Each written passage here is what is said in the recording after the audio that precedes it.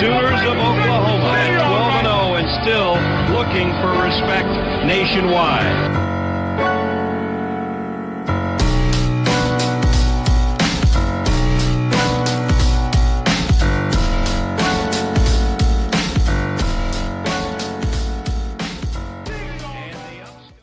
What is going on, Sooner Nation? Thank you all for tuning in to another episode of the Barry and Mac Show. As always, myself, Barry, personal trainer, sports firms coach out of Tulsa, Oklahoma. And alongside me, former Sooner wide receiver, 2000 national champ, Mr. Damian Mackey. How are we doing this afternoon, D-Mac? Ho-hum. Can you hear me okay? We didn't do a mic check. Man. Yeah, we didn't really do a sound check. We kind of jumped right into the show. Ho-hum. Some things looked good. I still have some concerns. Got the dub, which matters. I think the way we played today was probably good enough to beat Texas. And so, unfortunately, any given Saturday. But I mean, I'm not going to come out here and be a sad face salamander. I'm gonna, I'm excited that we got the dub. I think that's really important. I still see some things that concern me. And by the way, defensive things. And it seems to me when I bring stuff up, they start to rear their ugly heads. So I feel kind of bad about. But I'm gonna bring up some stuff that I see that irks me a little bit. And that's obviously not an indictment on BV. Game plan was phenomenal. Some of the things they did to really take advantage of South Carolina's biggest weakness, which is their offensive front. Their O-line is worse than ours, decimated. More guys got injured, and to consistently put pressure on those guys and players win. I think that's the aspect of the Jimmy and Joes. Guys like Stone just beat their guy. He's kicking the right tackle and the center's behind all day. RMT is destroying their left tackle all day. Jaden Jackson can't be moved. They can't run the ball. By the way, they can't run the ball because Jaden Jackson's 1 yard on the line of scrimmage on their backfield every play. And that kind of stuff that's recruiting. Those are getting the dudes that are going to make the difference. And then, of course, BV making the scheme. I do want to speak to tackling, and I want to speak to awareness, defensive awareness. We play a lot of matchup zone. We don't play a ton of true man. And you guys can easily see that by when other teams motion. You don't see a defender going across the formation with them generally. Generally on defense, when you see teams motion, our guys bump. They stagger, they make some type of check, but they don't go with a lot. And it doesn't make sense to me why we don't have enough guys with their eyes on the ball. How are safeties in zone and letting guys 2 yards behind them where they could just turn around and catch a nerf punt, Boganowski, versus he's straining, trying to get there and into PI. But anyway, we'll dive into that stuff. Good win. We got 7 days. Is there a governor on our quarterback?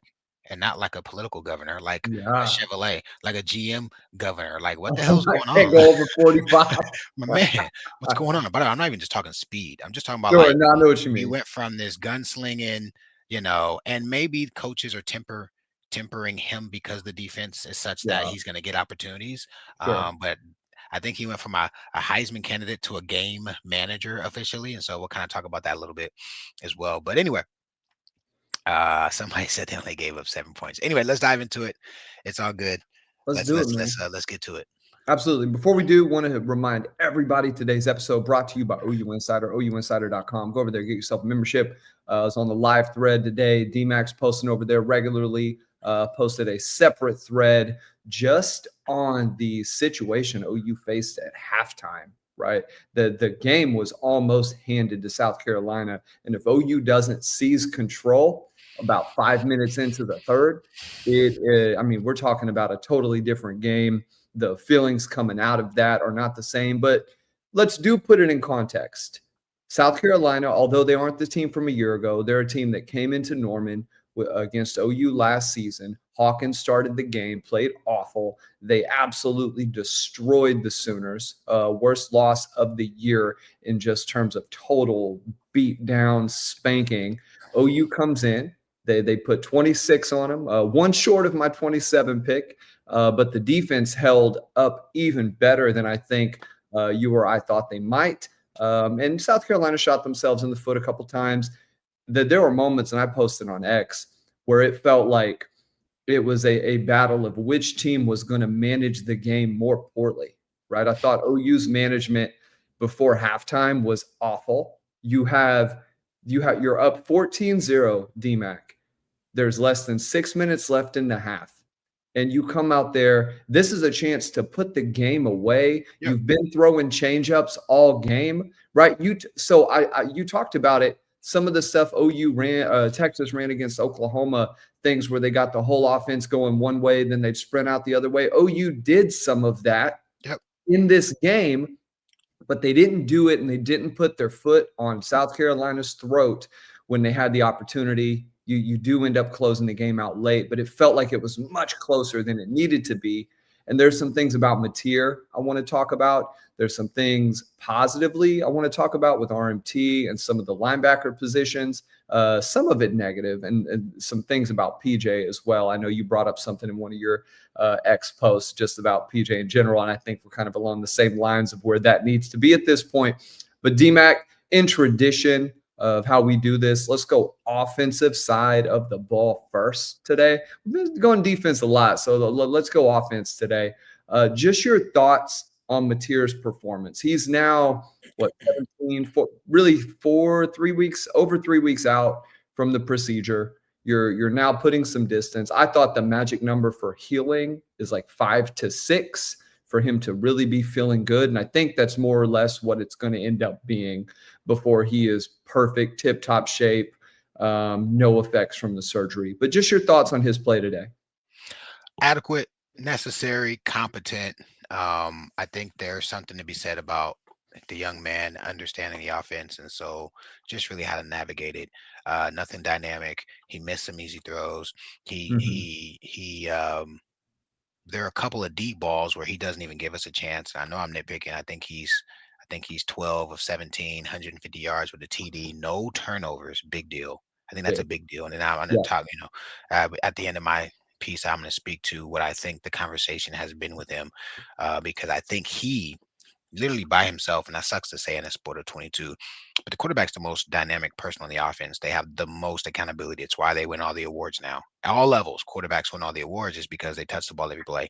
He throws 3 picks in that game, where that game could be a 6-9 game if he doesn't turn the ball over. Notice Arch doesn't turn the ball over, and the impact that has for Texas last week. But as it relates to today, I see some remnants of identity. I think Arbuckle said very early in the game, we're going to stick to quick game. We're going to run junk routes. By the way, guys, they ran junk routes all day. And we'll speak to it because if you guys remember in Auburn, and who did we play before Auburn? Temple, pissed because we weren't running them. Like, I know it's in the playbook, damn it, run it. And today they ran a ton of it. And so I think there's something to be said about that. I also was very adamant around running quick hitters. Why are we running all these delays, slow counters, guards pulling, waiting for the other guy to get through the hole, and it's all getting blown in the backfield? They ran some real quick stuff up front. We'll talk about offensive lines and some of the just very elementary things that we can teach a basic fan to look for, because there were some differences in things that they ran today, and I'll speak to those when we get to the offensive line. By the way, he today kind of reinforced our bet yesterday, or not bet, but our kind of sidebar yesterday. Baker Mayfield is giving him all the juice in the world. He looks. There were moments, man. It does seem like he. I don't know if it's just being out, but it seems like he is also lost. He's laboring. He's lumbering. Like, he looks like, I don't know, right? He looks like the inline blocking tight end isn't there. Even though he still sticks his foot in the ground. Sticks his foot in the ground. I'll give him that. It's different, man. It's not the same. Anyways. Yeah, that aspect of the game, it's just not a huge threat, right? Mm-hmm. It's the defense. The defense plays clean and clear, and it's not something we have to worry about, or they have to worry about. But at the end of the day, competent, leadership skills. He still has that moxie, and those third downs that we consistently picked up are a big deal. I think there's something to be said about that. I don't want to act like, he's a scrub. I don't want to act like he's Jackson Arnold. No disrespect, but Jackson Arnold would have struggled in different capacities than he did. But definitely, let's temper our Heisman expectations. That doesn't mean he can't ascend. But here's my ending, Barry. I still think he's being handicapped by a very thin playbook. we get them on some misdirection, quick game stuff early, and some quick hidden stuff. We run some gap stuff. We'll talk to when we get to the O line. There's nothing off of it of substance. There might be like, oh, we're setting up a play, but again, concepts. It made so much sense to get them on their heels and make them have to start. I'm like, okay, they're having to start blitzing, and we don't have running back screens. By the way, I'm not talking about trick plays where we're trying to fake over there. I'm just like, Sure. invite them inside and throw it to the running back. We don't even have a running back draw. We don't even have a play with a running back send setting up and we just draw. They were playing bring forward way up the field and then everybody else drop back. It's any person who has called plays or coached at a high level is like, oh, now they're making their adjustment. Our adjustment is to take the void, and it irks me. If we have it in the playbook, I question Arbuckle's um, nerve to call it. But I Yeah. question if it's in the damn playbook. Now, I'll say this last thing, and because I got a good chuckle out of it. By the way, salute to Twitter, man. Our B&M crew on YouTube, you guys are Oh, locked in, and they bring it. I got a little Twitter crew, bro. They were listen, they caught a whole bunch of stuff. The Twitter crew caught the all 22. We're gonna talk about the 22 stars on defense because it cost us a touchdown. We're gonna talk about it. We're gonna talk about All it. I see now is all 22. That's the way people write it now. Bro, I had I like hate 7 that. people. Like, It's damn it, Mac. And absurd. they had the second set of stars in. Like, yeah, I know. And then the next play they put this. Anyway, we'll talk about that on Yeah. defense. Yeah. But they caught it.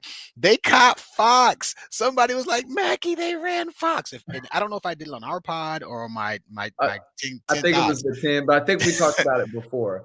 Yeah, they I, ran Fox today, which it made me smile. I posted on Twitter and people caught it, they laughed. And then obviously they were running the quick hitter stuff, some of the stuff we've been discussing. But yeah, I still just am saying, I don't know if it's the playbook or him calling the plays. I still get a mhm. sense of he is either shy, passive, you know. Um, if we're a dynamo offense, or we have I don't want to say that the OC and quarterback are supposed to complement what we believe is a championship caliber defense, then we need to be able to put our foot on the damn gas. And Yeah. I don't mind the governor coming off an injury in the sense of don't be a gunslinger, but I do have issue with some of the play design and the calling of plays where you brought it up. First quarter, we're doing really well. By the way, I missed the first 5 minutes. I think I missed like 50 of our rushing yards because I was working. They I look was running a good. workshop. Oh, there you I go. heard. I heard. But anyway, I see the tail end of it. My first plays Blaylock going left in for the touchdown looked very reminiscent of the Temple play. It looks exactly Mhm. like the Temple TD Yeah. if you go by watch both plays.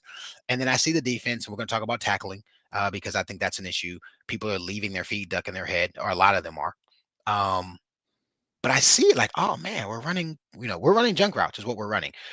When you see Satania and Burks and those guys 4 or 5 steps turning around, it's because they're reading zone, they're stopping in windows, the ball's on you, right? And it's working, and we're moving the ball, and we're picking up 3rd and 4s, picking up 3rd and 7s. How about JV Gibson? By the way, I think they can go ahead and get rid of the JV. He can just be Jay Yeah. Gibson now. Jay. Oh, yeah. That's right. Yeah, The yeah, official. yeah. The official Yeah. Jay They Gibson. got to get that off his jersey, man. Yeah, and by the way, his nameplate was all raggedy. Like, come on, man, Yeah. get my man out Especially, here looking like you know what I'm saying? He got to look like he's the guy now. Hook him up. I yeah. remember my And freshman he's a year, my jersey man. was Watching him baggy. today, he's a mismatch. You got to I don't, figure. I, I don't want to hear none of that until they expose it. Screw that. Nope. Because Yeah. Elijah Thomas looks good, but I don't want to hear none of that I don't until think we Eli's going to expose it. play hard. I don't think he's going to even play this year. Well, he played today, and Yeah. whatever. Point is, I don't want to go there until I just Continue. say, Carry on. I'm saying to myself, we're easy to guard on defense. And Mhm. what this game reaffirmed for me, it just reaffirmed why Texas has success. Texas didn't have to overthink.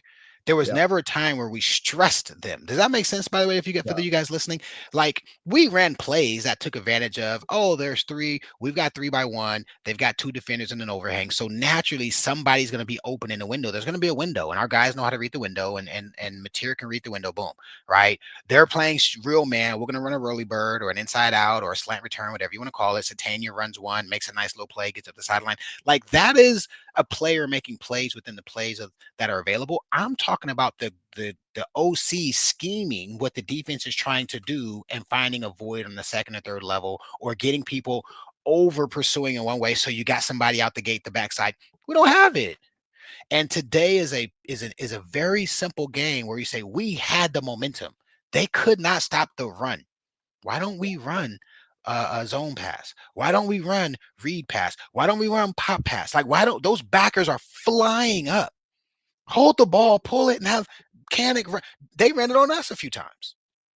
And so I just look at that, and this is not, like you said, it's not like we were dominating the whole game. Second quarter, with the help of refs Yeah. and the help of our 22 starters and the help of just missing tackles. Like, bruh, you're a Yes. middle backer, bro. What are we doing? Like, I'm not used to middle backers just totally missing tackles, right? Those three things kept them in the game for a while, but the defense bowed up. And I'll critique them at a championship level because they played damn good today. 6 sacks, 12 TFLs, 2 turnovers. Finally, somebody on defense, not on a special teams play, gets a pick. I'll talk about Jacoby because Jacoby makes a great play. How did I start out Mateer and now we're talking defense? Mateer played competent, good enough to win. He's good enough for us to win games, guys. And I think he can 100%. turn it on when he needs to. I just don't think he's a threat to. I think the SEC teams are looking like this dude's a dual threat quarterback. If I were a DB back, I wouldn't be a backer. Maybe today I'm 215. But if I were a DB, I'd be like, man, this dude ain't hell. Like Sellers is a guy who I'd be like, okay, right? I got to stay at home.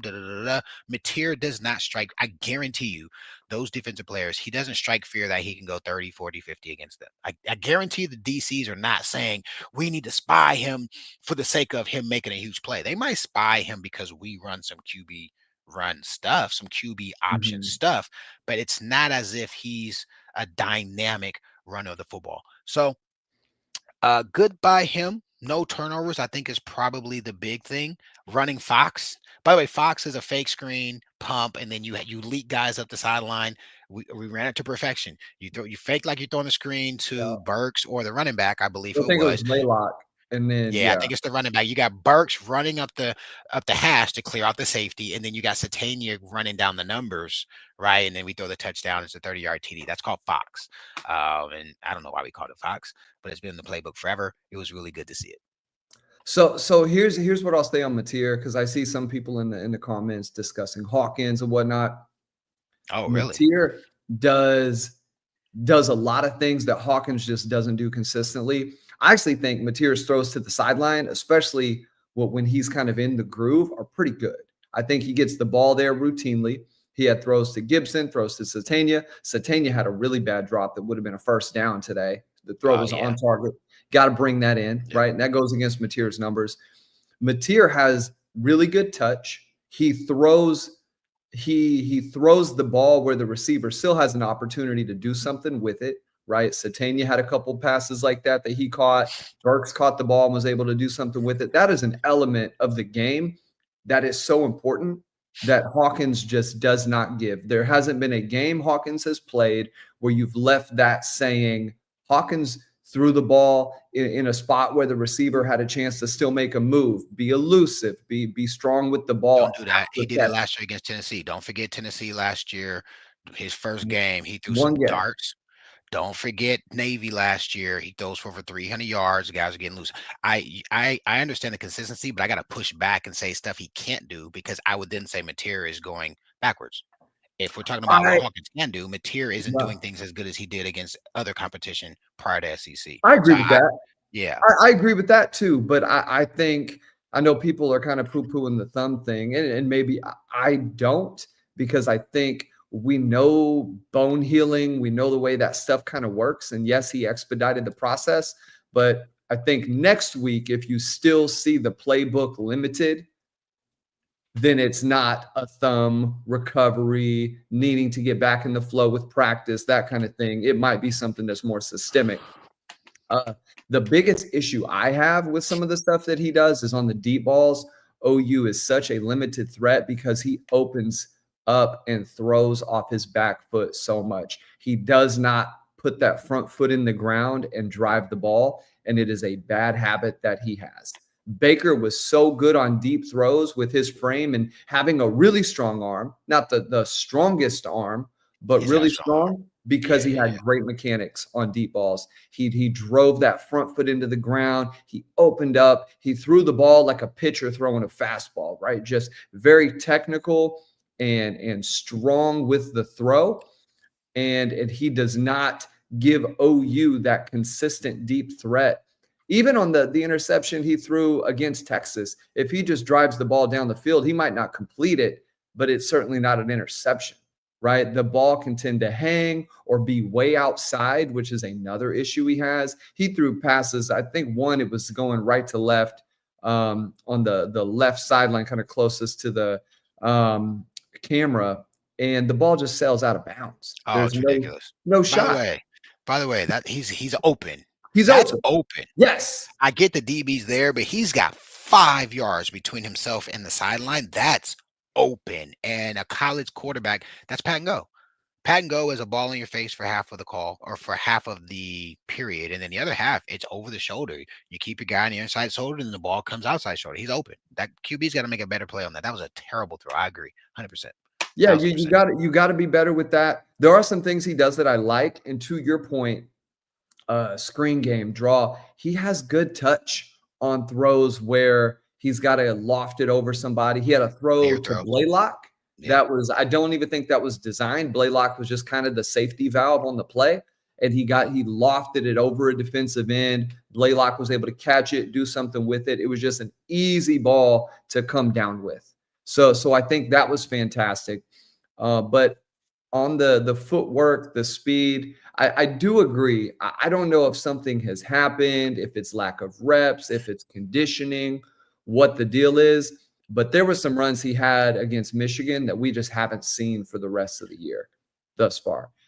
So I think we'll see what happens with that.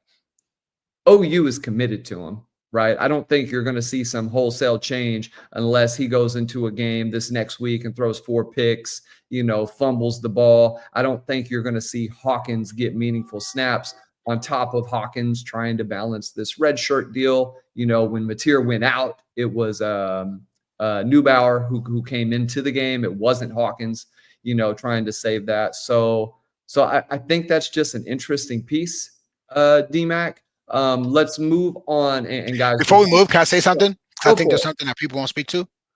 We're up in the fourth quarter. They finally sent Mateer. What do they do? Did you notice? What happened after Mateer came out? Tell me. Wait, Neubauer came in.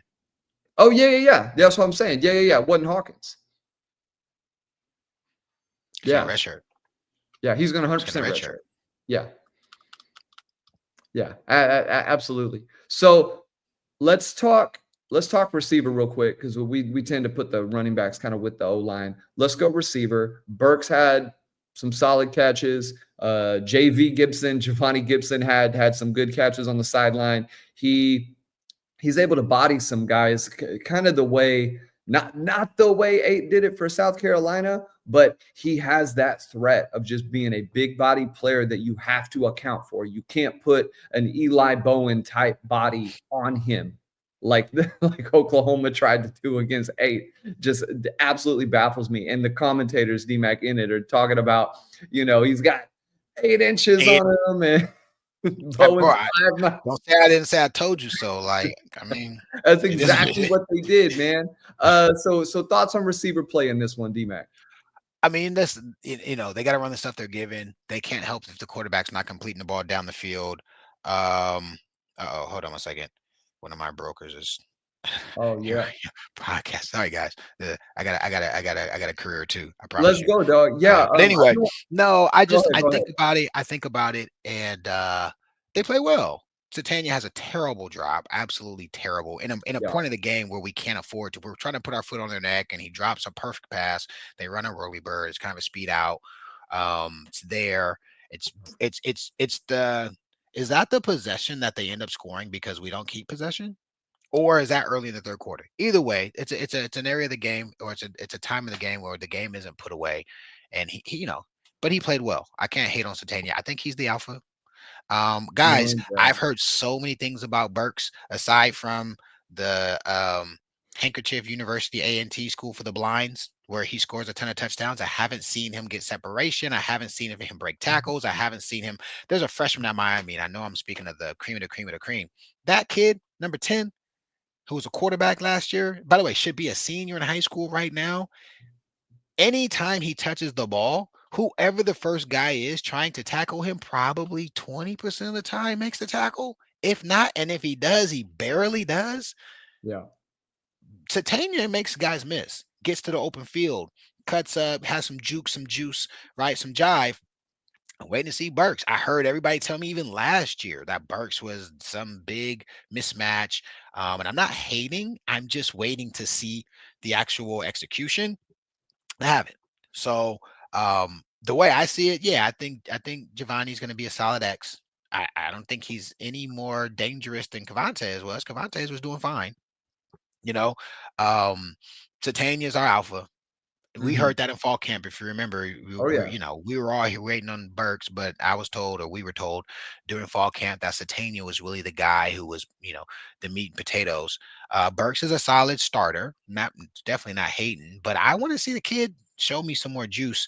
Um, I think he's not good enough. Like Kearney had a bad drop a couple weeks ago, but like I like if they're gonna have 22 damn starters on defense and rain, sleet, snow, 3rd and 7, 4th and 2, first quarter, fourth Right. quarter, game sealing possession. If it just so happens it's the second the second 22 in, damn it, can we do that on offense too then? Because I would say Satania probably is a guy who deserves it, but like I'm sorry, Gibson. I don't care what he makes. I don't care what his stats were, whatever his Thursday practices. Look, it's not like he's a difference maker.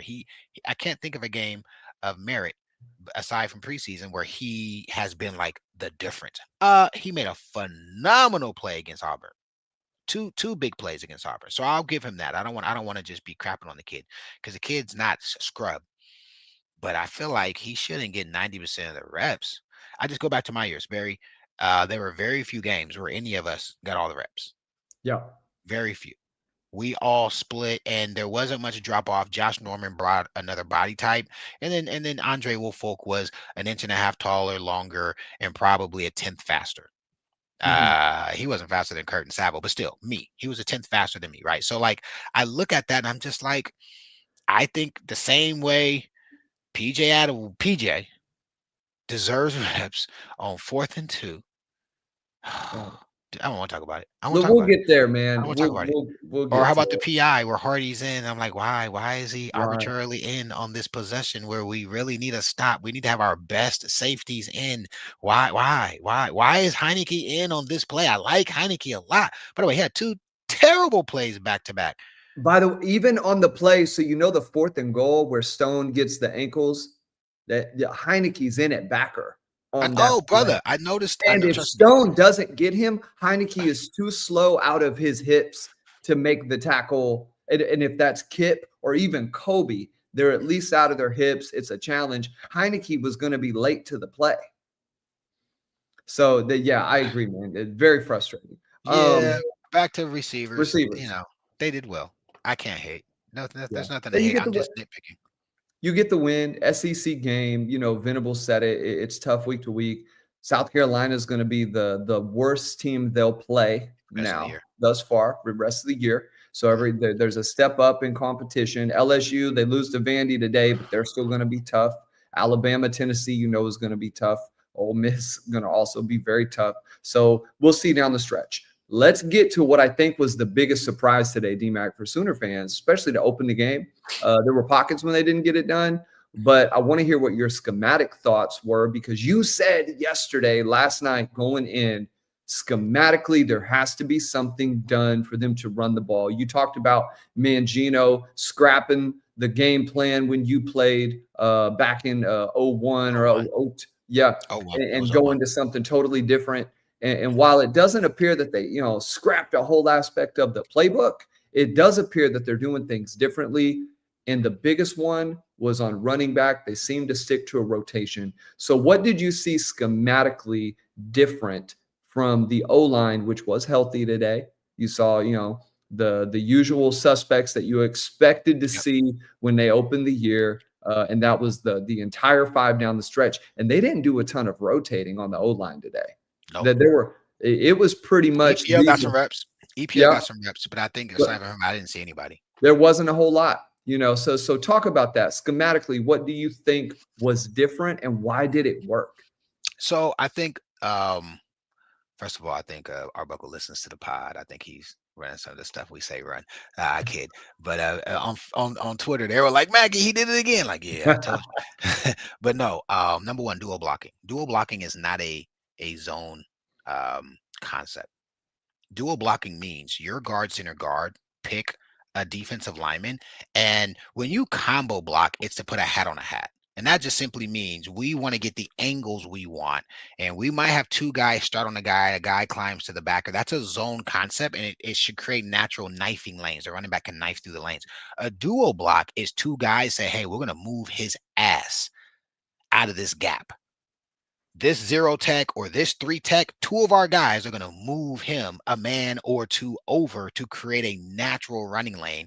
And what we were doing, and I said it on Twitter, is we were wham blocking, right? So we were dual blocking play side, backside was trying to cross face as much as they can, and then the tight end was whamming to seal the back edge. And that's not something we've done.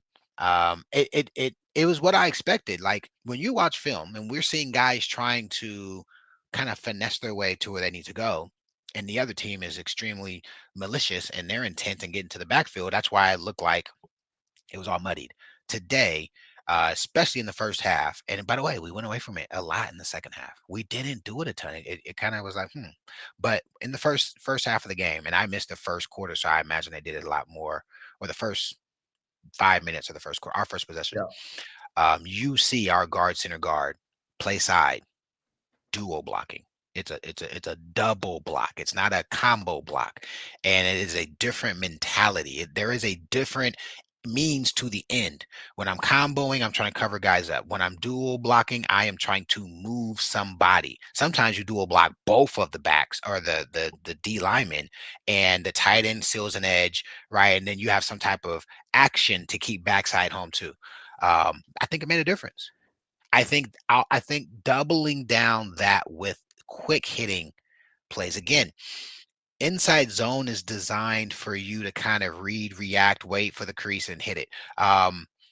The play Gibson has, I want to say in the second quarter, it's absolutely zone blocking. We run some type of inside flow and he flows in, cuts out, cuts in, cuts out, and he gets like 11 yards. Beautifully run play. And he did it beautifully. It looked amazing when he did it. Zone blocking.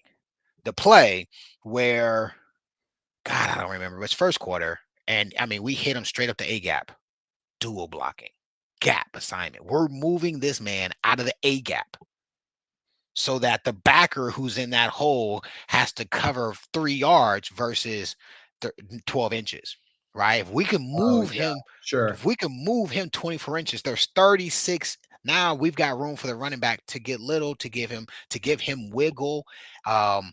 Big changeup. Very, very subtle, very, very easy to implement. It's just an add-on to what we currently do, right? I don't think they're going to try to turn the entire offense into Vandy. By the way, Vandy does it a ton. That's Vandy's offense, dual blocking. They get 2-on-2 or they get 4-on-2, and running back picks the hole and knifes through, right? I think that was something that was interesting. I also like the wham blocking. It kept the tight ends from having to end of the line of scrimmage block where they get their butts kicked. I still watch Kanik and watch him throw that chicken bone, and all he has to do is make the defender go underneath him. If the defender goes underneath him, the running back can get up in the hole. If the defender crosses his face, you're in trouble. So he throws his little chicken wing, and it allows um, Blaylock and or X Rob to get into the hole, and then those guys can be effective. So really good job. The other thing I'll say, and I gotta watch one more week, is I don't think, and this is pass blocking. I don't think the coaches trust the offensive line for progression passes a lot. If you Mm, notice today, we ran a lot of quick sets, which means quick game. Quarterback gets his third set, throws the ball, and we ran like half rolls and rollouts. Right, quarterback a catches the lot of ball. that. We've got some type of motion, and we're running a half roll, a rollout, which I thought was good. But I was complaining on Twitter because I'm like, where the H is our progression? That was our bread and butter, right? The old offense until link left, or all those years was called 90 series. And 90 series is designed for the quarterback to be able to look at every player on the offense, right? Um, we ran it a few times. I couldn't really see the receivers and what they were attempting to do. It's when you see the Bamas and those teams run those 12-yard in cuts. Those backers are pushing, stemming the safeties, making the safety have to get out their feet, and then they're running an in cut behind the backers, and the quarterback throws it to the location, and the receiver runs under it. By the way, we used to run it a ton since my years all the way through Link's years. We ran that a lot. I just don't. By the way, we ran it a lot week 1, week 2. Yeah. It's the plays that we saw Kanik up the seam, Kanik over the middle. We've run it against Michigan, against Temple. So back to the O line. I think that the coaches are not trusting them as much. And so Mm. I think that's to be spoken to. I think coaches saying, "Hey, I can't trust our guys can hold up on a 3-second a blocking assignment. So we're going to run half rolls. We're going to run rollouts. We're going to run quick game." And if that's the case, Mateer has to connect on those fades, those goes, those quick goes. He has to be able to, or it's going to put us in a lot of issues of being able to move the ball on 2nd and 3rd and long. Or it's going to be difficult for us to maintain drives if we can't do progression stuff. Yeah, I mean, even just so I think it was 2nd and 20 that OU had early in the game, and Blaylock gets a bunch of yards back. And on that, that was when fans were really looking and saying, well, what is going on with the O-line that they're able to move bodies, because the gap was wide open. And the thing that you saw that I thought or brought up that I thought was interesting, that this is how your running backs start to become more successful. Oh, yeah. Is they could feel the O-line being confident with that. So you started to see Blaylock press the hole more than I've seen him do it all year, which is why he ended up with over 100 yards rushing against, South Carolina. Again, we said it's not going to be the best team they play, but they're competent on defense. They don't have nobody. Yes, their best defensive player was out of the game. They didn't let us forget that the entire broadcast. But Blaylock was doing things to a degree. I want to say it. The touchdown for sure presses the hole. He is so good with his eyes. I used to talk about. Sure. Yeah, I used to talk about Tawi Walker, the way he did it. What was really impressive, how he doesn't just sell the fake with the hips, sell it with the shoulders. He'll sell it hard with the eyes up the hole and then bust out. And that's your running back. You hear this, D-Mac, all the way from Pee Wee up. You have to have good peripheral vision. You got to be able to see the field, right? At backer and at running back, it might not be any more important. You can't just live in this tunnel vision zone. It is something that I know from a performance standpoint in the gym, we work on. We literally have drills where guys are trying to identify things that are outside of their immediate visual frame. And we're having them identify that quickly. And Blaylock is so good at that. Xavier Robinson, he comes in, he gives you great run. And this is how we kind of, I'll swing it over to the backs because I want to hear your thoughts.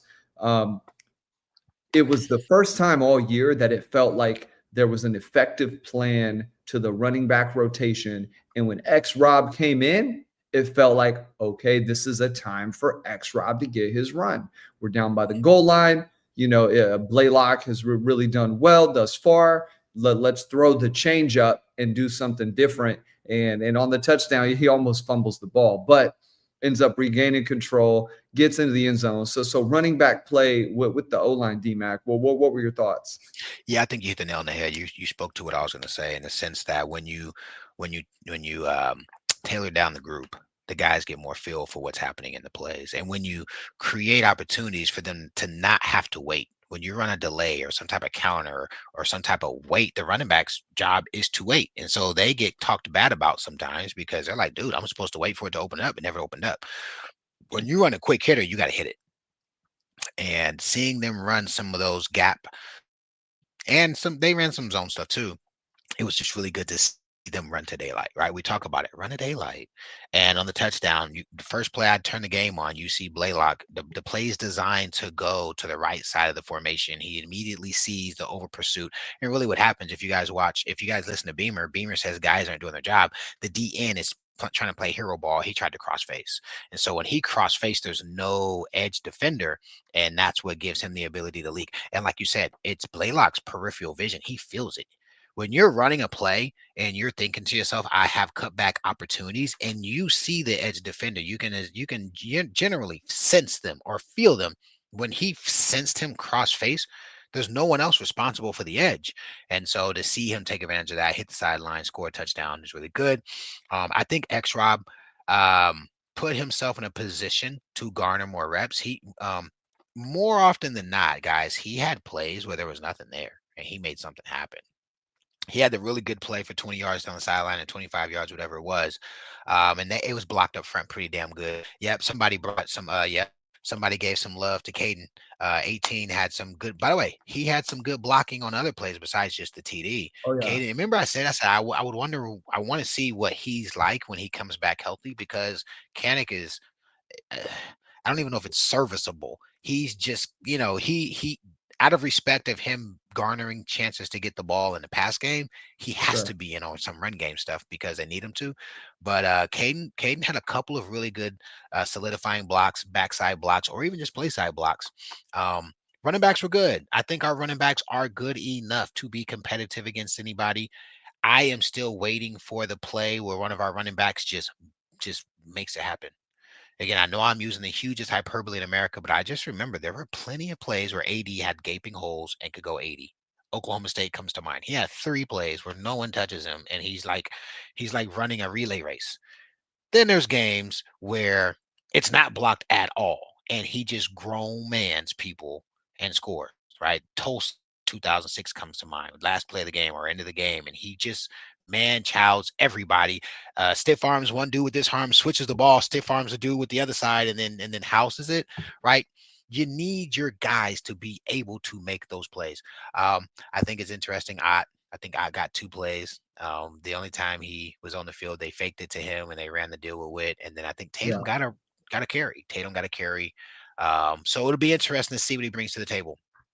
I think it's only fair that BV and Co tell Barnes and Tatum and we're rolling with these two until further notice. But here's the deal.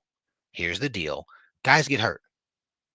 Right, this is the conversation that needs to be had. Now, I'm gonna talk about this on defense because we discussed something yesterday. I see it in the comments here. I saw it on the comments in Twitter. I'm gonna speak to it because I heard firsthand conversations about it's a defensive situation, not offensive situation. I'm talking about Kendall Doby. Um, I listen. You play for OU, bro. Like you play for OU, man. This is not like I get this the NIL era and the transfer era, and guys can transfer. If Barnes wants to transfer because he's the third or fourth best dude, he needs to transfer. By the way, I don't want to hear nothing about him being the best pass blocker. Go watch Blaylock pass block today. Go watch Blaylock pick up the blitz today. Go watch X Rob pick up the blitz today. I don't know if you guys noticed, but X Rob was in on a lot of third downs because X Rob was the guy who was being designated to pick up blitzes. So I don't want to hear, oh, we need Barnes because he's going to say, no, we need our O line to hold up, and our running backs are doing a fine job of blocking across the board. And I think I brought that up 2 games ago at Kent State.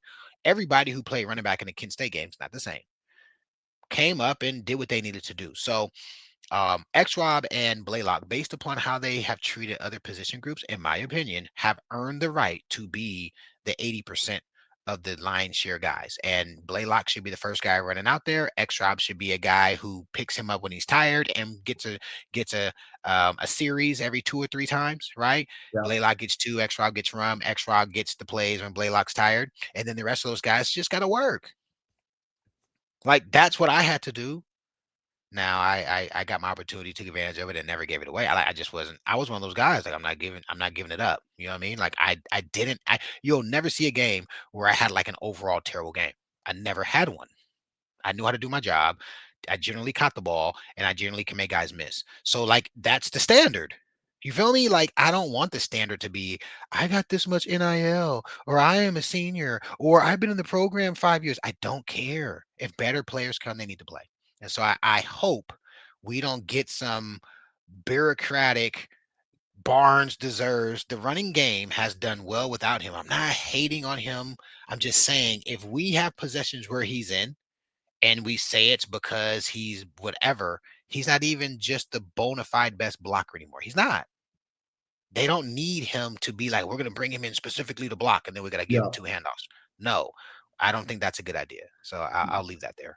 And you cripple the offense at a certain point. That's like having, a bunch of non-shooters on the floor in basketball. You take away the threat that the defense has to account for, and you get yourself in trouble, right? If it's how many times do elite teams, DMAC? I've seen Georgia do it a bunch. I know they're having trouble with Ole Miss right now, but Georgia is facing a 3rd and 17. If that's Barnes in the game, right? Georgia might run a draw on 3rd and 17 and get 40.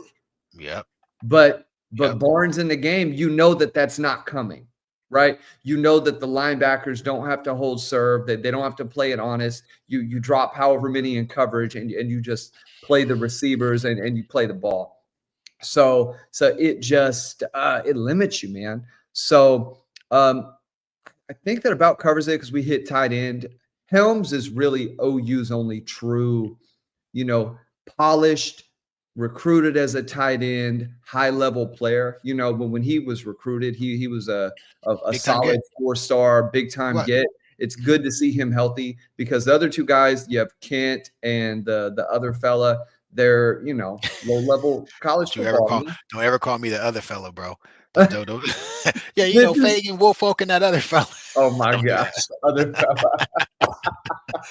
Don't do that. But Kanik was not a true tight end. It's good to see a guy who is sort of polished in that respect, has been blocking as a tight end his entire, football career, so to speak, at least up through back half of high school and early in college. So I think Caden Helms playing more for this team, far be it they don't get hurt, is big. Let's move over to the defensive side of the ball. I saw a bunch of things, but just to highlight some of the good, Jaden Jackson continues to be the best all-around player on this defense.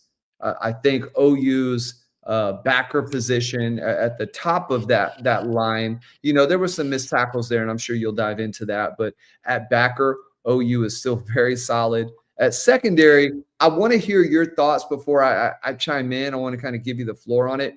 It felt like rotation-wise and some of the personnel decisions were interesting. And I have a feeling we'll kind of be on the same page with some of that. But let's start defensive front, man. They continue to dominate football games. It should have made the difference against Texas if the offense can move the ball, but it definitely made the difference in this one today. Sellers had very little opportunity. OU lived in the backfield. RMT was beating the left tackle so bad that the refs felt sorry for poor guy, didn't call a single false start, and he was false starting every single play, DMAC. So just thoughts on the defensive front, man. I think I say it again. I watched the Miami Louisville game on Thursday or Friday. It was last night, actually. Their DNs are ridiculous. But I think we have the best defensive front in America. And I've watched Ohio State's. I haven't watched them since early in the year. I know they're playing whiskey right now, but I'm watching the Georgia Ole Miss game every chance I get. Yeah. There's a couple of the teams with really solid fronts. Our guy, dude, do you know how many 3rd and 2s and 1s that we just destroyed them? Like we destroyed them on 3rd. The guy made an erroneous comment. I don't know if people caught it, but he was like, "Yeah, I think South Carolina needs to do a better job in getting into 3rd and medium and 3rd and short." I'm like, bro, they're like 0 for 5 on 3rd and 3 or less. Yeah. Like they're in plenty of 3rd and shorts. Those guys are equally as talented in run fits as they are in pass fits. Obviously, we'll talk about tackling a little later, or maybe we can talk about it now too. But just overall, those 4 D tackles are the best in America. They're the best in America. Jaden Jackson and Stone. Again, how many games has it been where he just has 3 plays where he flashes? He just whoops his man.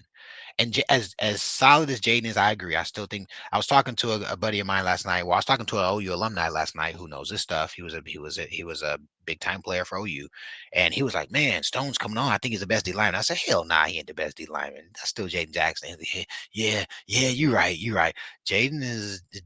You just don't ask Kip and Kobe how valuable he is for them because he allows Mm. them to stay clean and get stuff going, and he wins. He wins when he's generally the general. He's going to be the guy double team. He still wins sometimes. It's Yeah. very difficult to do, very impressive to see. Um, but man, that doesn't take away from Grayson. That doesn't take away from Dom. That doesn't take away from, I mean, Marcus we Smart had a play mine. in this one. He Has the did safety. strong, strong, But strong. Marcus Strong, Marcus Yeah, Smart. yeah, There's my Jaren Jackson for yeah, the day. yeah. Hey, you have me thinking about the Lakers. Um, Buddy. Smart's on Buddy. the Lakers now, for those who don't know. But anyway, they're strong, bro. Now I got something I need to say, and you know, this is one of my fluid things. Um, I believe, and this is what I believe. You know, Barry, I have been on the Kip Lewis fan club since Texas the year we lost. I think we didn't score when we had the kid Yeah. from Pitt who tore his ACL on a whatever. Um, Kendall Daniels. By the way, he's had a bad foot for the first 6 weeks of the season. I think the bye week and that gave him an opportunity um, to really heal up, rest up. And I think Powers improving gave him an opportunity to not have to play so many snaps. I also noticed that Kendall was primarily another guy who didn't have too much of the 22 rotation. He kind of was, we need you on the field 70% of the time, and then when you're tired, let us know, and then go back He's the in. man. Yeah. He played the cheetah in a backer capacity. He was the best linebacker today.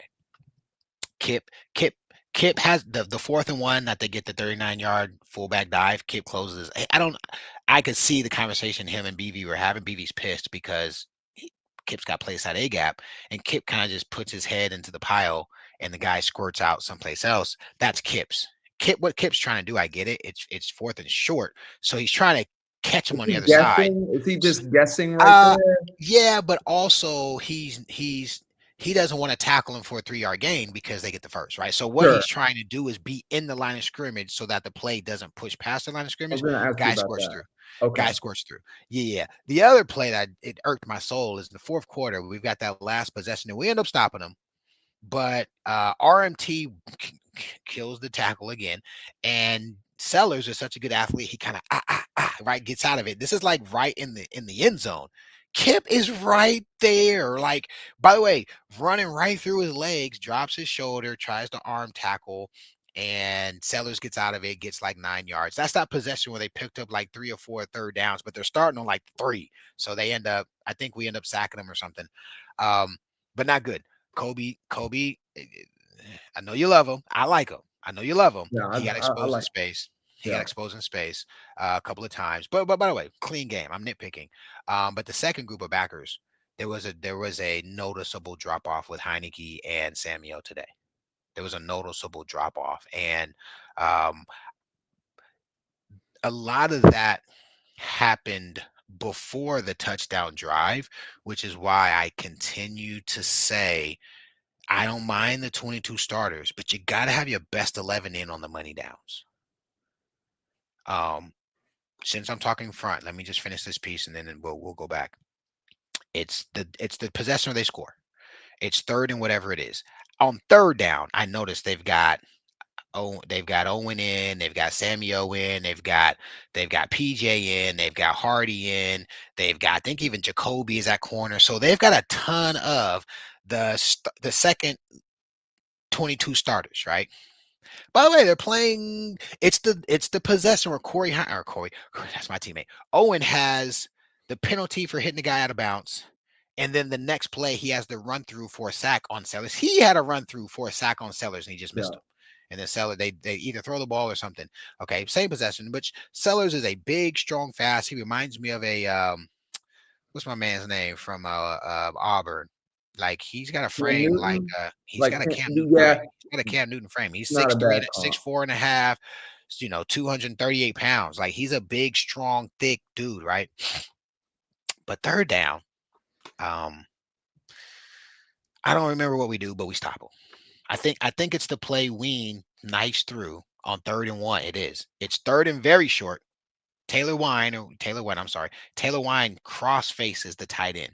They go 6-0 lineman. He cross faces him and blows that shit up. It goes from 3rd and 1 to 4th and 2. And I'm like, okay, let's go. But it's now 4th and 2. And I don't know if they call a timeout or not, but they pan on the defense.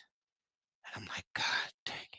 Why is it 4th and 2 and we have Owen Heineke and Sammy Owen? I'm literally saying this before they snap the ball, like, oh, why is it 4th and 2 and we have PJ in? Like, why? Like, I'm not. He's a solid player, but like this play, we get a shutout.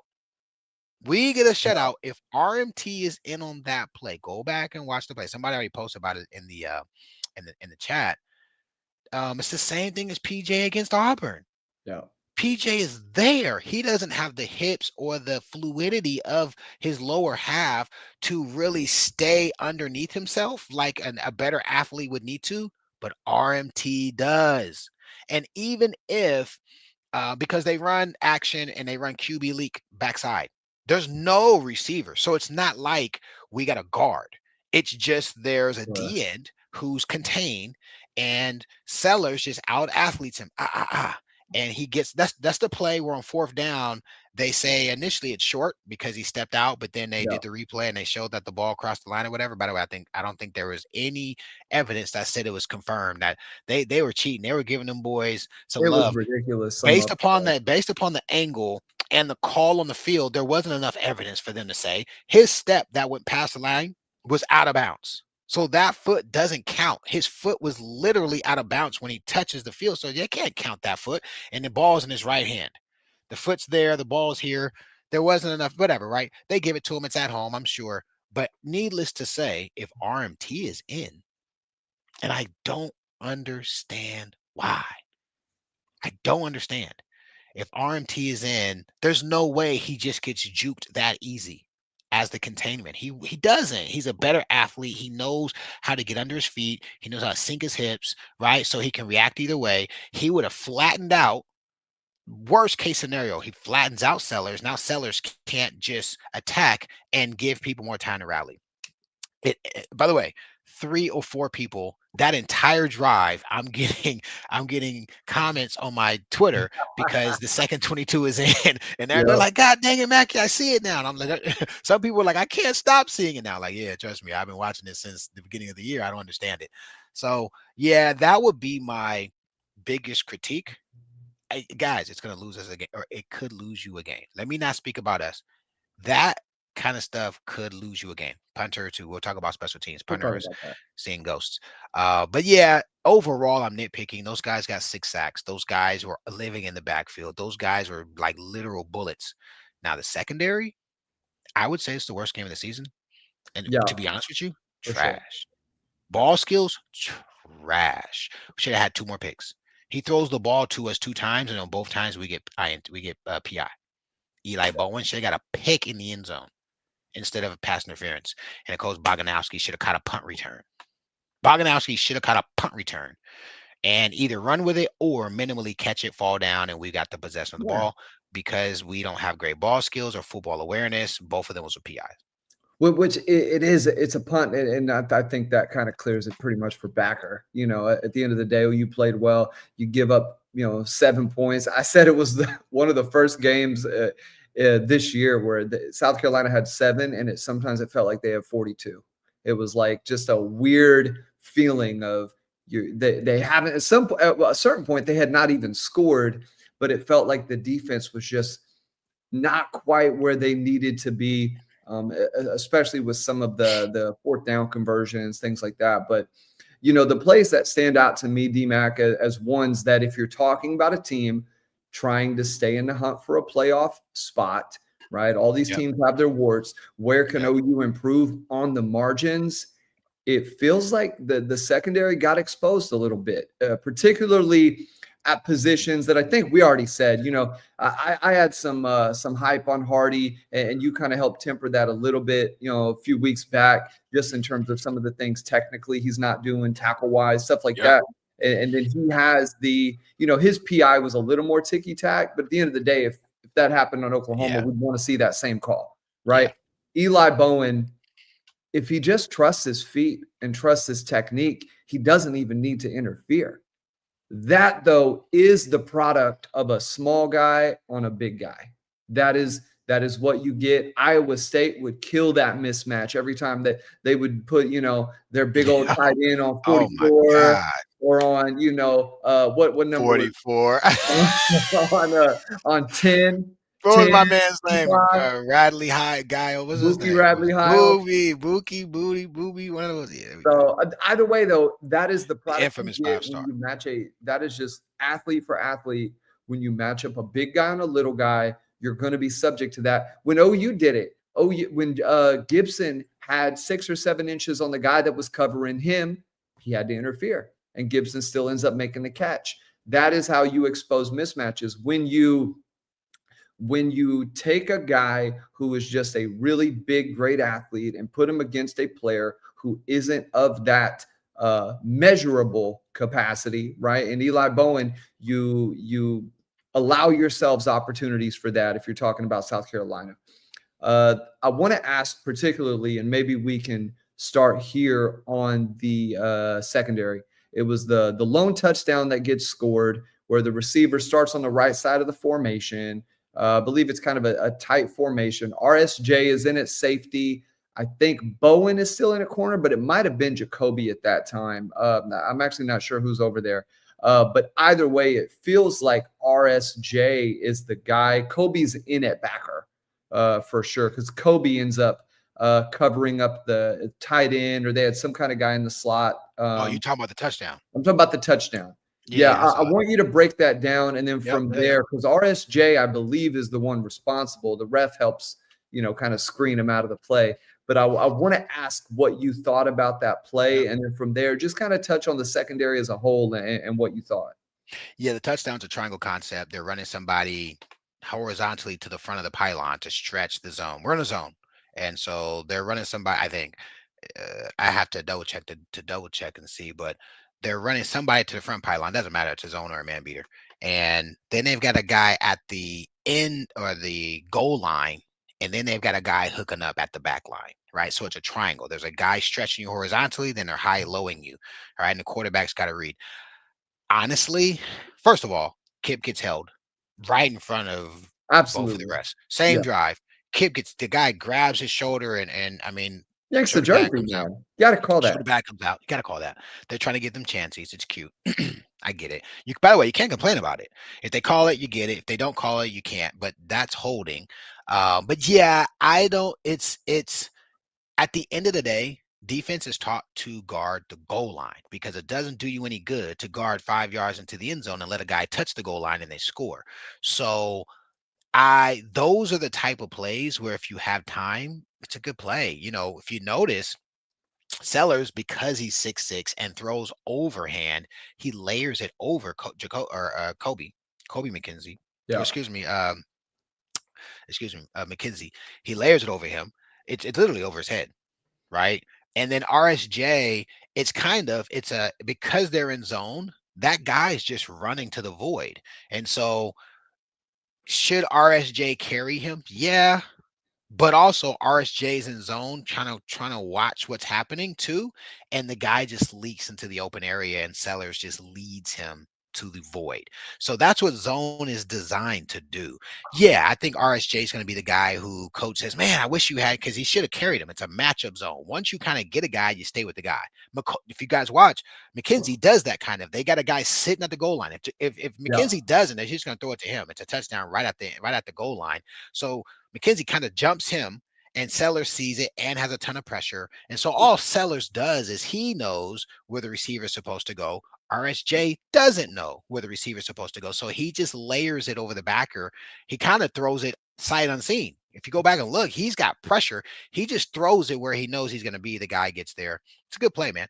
That play I don't have a ton of issue with, where people might have like blaming fault, like the OU Texas play where Kendall just he has a mental bust, right? He's supposed to be a man. He's in zone. That play, it's a good drawn up play.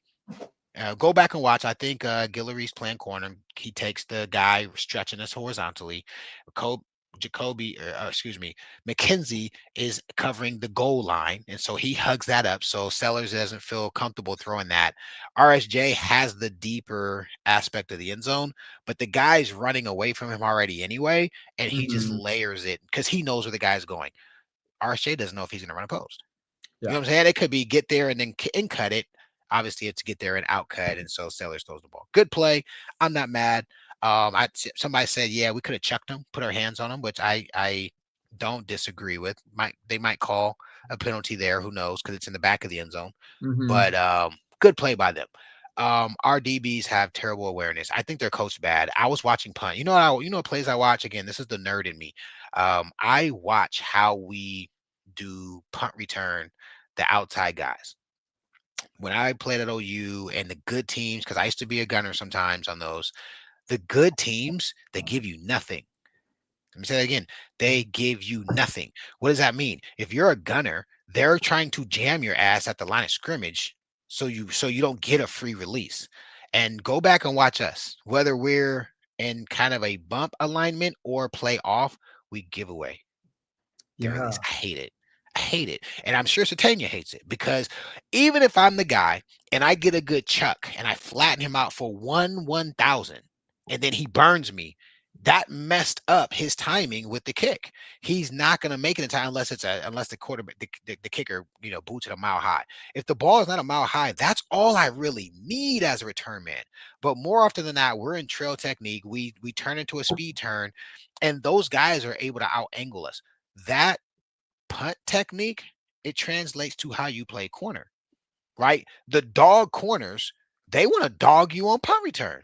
They want to dog you, Mm. right? And so when the punt returner is, or when those guys are just kind of like retreating, you can go back and watch the game. Those of you guys, I played it on both sides. I experienced it, and then I've watched it. Go watch Miami's guys. I know Miami lost, but go watch. Their guys are trying to manhandle you at the line of scrimmage because they know they got number 10 back there. And if they can get their hands on you, he might score a touchdown, right? Go watch South Carolina's. Yep. Go watch how South Carolina's guys were blocking our guys. They were not giving free releases and then speed turning, trying to take away the angle. All right. And so, and I'm not saying that to have an issue with our punt return team. I'm saying that because our DBs are giving free releases, are not taking away timing, are not putting themselves in enough positions where they can be the aggressor on the ball. And I get it because our front seven is so good. We don't want to give up a cheap TD. That's what's happening, by the way. We don't want any cheap TDs. I think Auburn put us on red alert that teams are going to try to throw deep on us, right? And so coach is Yeah. being better safe than sorry, but that's not an excuse for our safeties. Boganowski, that's terrible. It's literally a pick.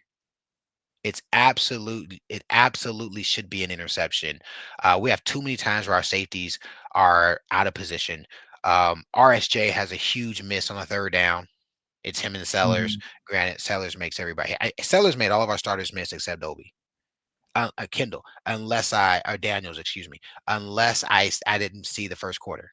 But Kendall Daniels, as a matter of fact, 6'3.5", 235 foot, a bigger, stronger, girthier Very dude. fast too, He's man. the only His dude. speed and quickness has been very He's an surprising this year. I think he's an NFL Will Backer. When he goes to the Yeah. NFL, I don't think he Yeah. plays strong safety. I think he plays Willie Backer. That's just my Yeah. assessment on seeing him. And by the way, I think Kip's a Willie Backer too. I think both of those guys will be really good NFL Willie Backers, both he and Kip.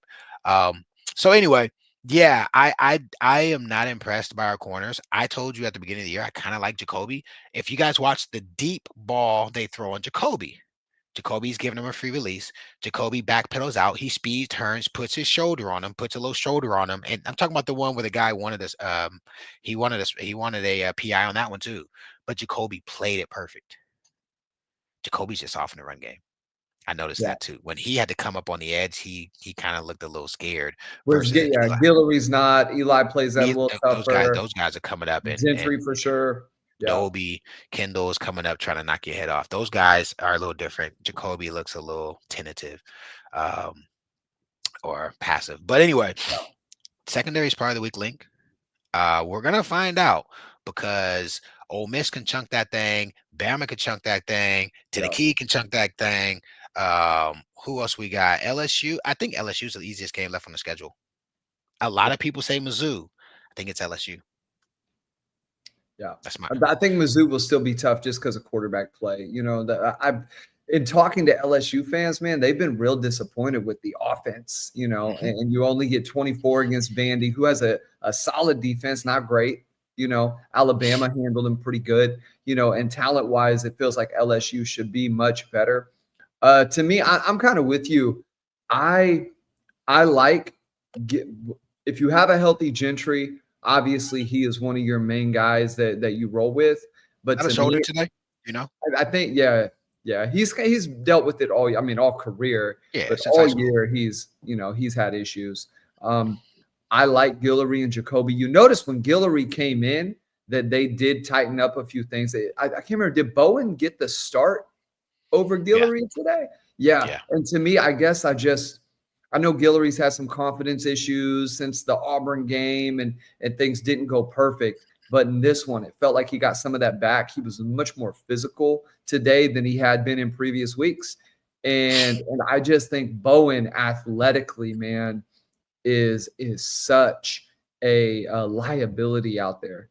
That Jacoby, Gentry, and even Devon Jordan is not, right? Jeremiah Is that Newcomb 12? there. 12. Who's 12? Yeah, 12. 12 got a fumble. By the way, did you guys catch that at the very end of the game? He forced a fumble and the ref didn't give it to him. He took the ball away from Buddy before he hit the ground. Let me stop. See, here I go. Yeah. Here I go. But if you guys watch the game, last minute of the game, 12 took the ball. The guy lost possession of the ball before he hit the ground. He picked it up and was like, I got the ball. The refs just kind of blew it off. That should have been a third turnover.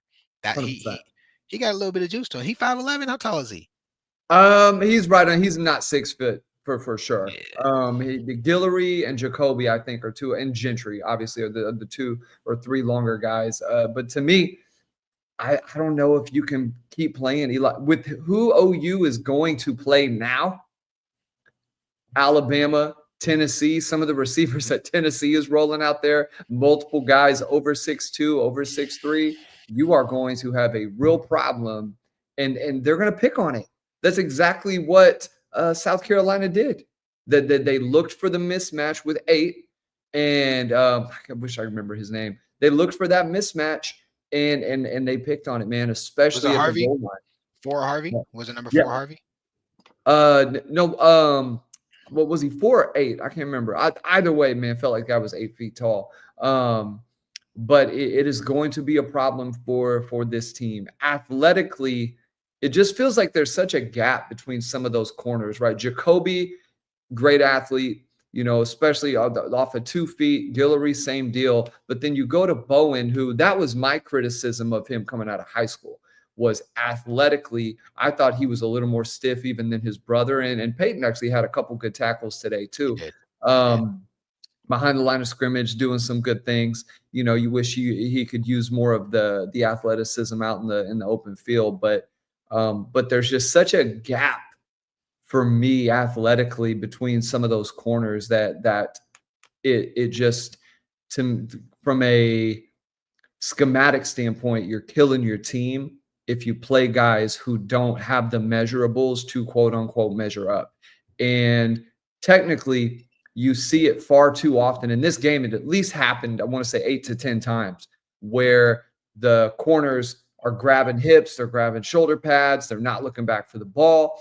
It's just not good technique. So you have to say, where does that start? How does that get coached? How does that get adjusted? And I think that's a real question that they're going to have to ask themselves if they want to, because Bama's going to pick on that. Mizzou is going to pick on that. Tennessee, Hypo for sure is going to pick on that. Hypo is going to watch everything that Texas did and try to emulate a lot of that same element within the confines of his offense. Listen, no. Hypo ain't going to do that. Let me tell you how Hypo going to do. Hypo going to say our shit work. That's what Hypo ain't trying to emulate Texas. Hypo going to say our shit is better than Texas's shit. We going to toss you. Barry, I'm giving you side eye, not for you, because you know this, but how I said it all season. I said, even when he was hurt, I said, guys, we're gonna play an SEC schedule. Oh, I said it. I said it in August. Yeah, I said it in August. I said, guys, we're gonna play an SEC schedule where everybody except for Mizzou, I don't think Mizzou has or one of their main guys is more than like 6'1". I think their main guys are like 5'11", 6'1", but they got They some got one guys. big guy, but he doesn't play. Yeah. But I said everybody else has a 6'3", 6'4" dude. They're gonna just there's no OC in America who's not gonna take advantage of that on a key down. And for me, it just makes sense to move Eli to nickel. He can play outside sometimes. He can be depth sometimes. But again, if we just gonna say we're gonna try him out there, third and medium, key downs, and I used the analogy earlier, McDuffie for the NFL. To me, Eli could be a McDuffie. He's a good, strong, sound, tough, intelligent baller. He's just on a 5'9.5" body like McDuffie, who put him into the slot. I would feel good about Eli going against Satania all day and twice on Sunday. Mhm. All day. All day. I do not want him going against Elijah Thomas. I don't. Yeah. Giovanni Gibson. I don't want him going against the kid from Tennessee. The kid from Bama. We saw what the kid from Bama did to him last year on the infamous play. Oh, Right. yeah. And that kid's 6'1". He ain't 6'4". Ole Miss got some 6'3", 6'4" dudes. So anyway, he said he could probably cook him. I like Eli. I hate that it sounds like I'm hating, but if you're talking championship caliber, you need to have the size, speed, athleticism ratio where pre-snap you're not at a detriment. And Yeah. we saw it today against South Carolina. And I wouldn't be surprised if we see it further. And don't expect Kendall Dolby to be back there. He ain't gonna be adding depth on any positions moving forward. So, Is oh, there I guess, anything you want to talk about with that, man? Because that yeah, was in the comments. You got yeah, I to know address the it. kid's coming back. I was waiting to see if he was going to play today. A bunch of people text me, DM me, or whatever, and say, "Oh, he's out. He's out. He ain't hurt.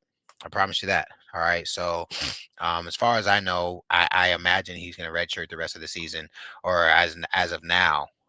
And I didn't hear this from a coach or staff or anyone like that, but I did get firsthand information that he basically is unpleased with his playing time. And it just so happens he's at a position where both of the dudes that are ahead of him are bigger, stronger, faster, and have stayed healthy. Sucks. Kendall Daniels is probably the best player on defense or in the back seven right now. Healthy. Today's game, I think he had the cleanest game of all the guys in the back seven. And Powers is a really good cheetah, and he's very young. Kendall Dobie is a senior, and I don't think he has the patience to want to wait and see if there's going to be opportunities for him. If you remember, he was hurt early in the season, so he hasn't played 4 games. I would be under the pretense that he's going to be a injured player the rest of the season, having kept his 4 games, and then we'll see him playing someplace else next year. That is what I was told, and that's what my whole thing was we'll see if he plays Saturday. If he played today, then I think that he may have reconsidered. But if he was, he was in fact out. So yeah, Heineke had his worst game of the season. Missed tackles, bonehead plays, too much air. Yep. So anyway, Well, what are they doing technically on the tackling? Can you break that? Like, well, why ducking their the head. misses now? Is that what it is? You know what's funny, bro? I know how BV teaches it. I guess he probably does teach it different because when I was still playing ball, tackle with your face mask, especially backers. Yeah, not anymore. Yeah, First yeah, time yeah. You anymore. gotta Yeah. head You go to across, youth right? So it's football, all they don't teach it like yeah, that it's anymore. all head across now. And so you know what, Sean? I don't see the shoulder ramming like you would think where people are trying to bomb. That was a word we used back in the Bay. I'm trying to bomb, right? You just kind of throw your shoulder, kind of book. Book was a big time bomb guy. But what they are doing is they're not tackling with their feet too. Their feet Mhm. die. The head ducks. They're trying to wrap. There's 5 or 6 of them where, guys, Kip does it literally in the end zone. RMT gets Sellers to retreat, retreat, retreat, and Kip's there. All Kip really needed to do was put his head across and grab both legs. Kip kind of dies. His arms try to wrap, and then Sellers is a big, strong guy. McKenzie does it. Heineke does it twice. RSJ does it. McKenzie does it on 3rd and 17. Um, Sellers breaks the pocket. He's got the sideline a yard away from him. He doesn't just take the angle and just force, use his girth to push him out of bounds. He ducked his head a yard from the sideline. So to me, that's tech, and it's interesting because that's BV's group. Yeah. Safeties is Hall's group, right? And Hall is a BV disciple. Like Hall did everything BV did. When I was at OU, Hall was like, right, BV shadow. So interesting to see multiple players do it. That means it's culture. Like if there's one or two guys, right? Hardy, I was like, man, who was that we're playing early in the year? And he tried to do a shoulder bomb. He Oh, did. He tried Temple to, against Temple. was it Yeah, Temple? It was Temple. yeah, And it was the only time they got like a big run, 12, 14-yard run. It was yeah. Temple. That was a shoulder bomb. Right? He's trying to, get a highlight reel hit. But these other guys, their feet are dying. Your feet shouldn't die until he's in the ground. And so Yeah. they're kind of getting to the point of contact and then they're lunging in their head. And a 5'11" guy, you can do that. But a 6'3" and a half, 239-pound dude, it's kind of hard to do. It was an issue. I guarantee you BV is going to be having them do tackling drills this week because it Aaron, you on fire today, bro. Because it was bad all around. And by the way, multiple backers, McKenzie, Kip, Owen. By the way, Sammy O always has one or two. He's gonna have one or two a game. He had two really clean games, the past two games, but he's the guy who's been most apt to do it prior to today. Yeah, and when you stop your feet, you don't kill the momentum for the player. Yep. That one of the reasons Peyton was really effective, and I think he had a miss too, but he was also effective tackling in the open field was because he is good, and we said that his freshman year, he is good with wrapping up while simultaneously driving the feet forward. And just making sure that when you get somebody, man, you vice them and you clinch them and Yep. you don't let the feet stop. If they still have momentum and you don't, especially you see so many tackles try to be from the side. And when you are coming from the side and your head is behind, Yep. your feet, the force that you're exuding has to be greater than the force that they're exuding for physics to work in your favor. If not, it's going to be a missed tackle. And I totally agree with that. DMAC, before we get to Gorilla Nuts, let's talk about special teams, man. Sandell, when OU needed that momentum punch, they went to the kicker who booms one that would have been good from 65. It is crazy that Oklahoma has found a kicker like that. That's now 12 consecutive field goals on the season. And these aren't like 25, 33. We're talking multiple records for him. I think today he tied his record with the 55-yarder. And DMAC, it's like right down the pike, man. It Ole is Miss just took not. 160 with a 6'4" dude, number one Simmons, There 60 you go. yards against Bama. Mismatch. Dejon Stribling, that's his 75. God dang.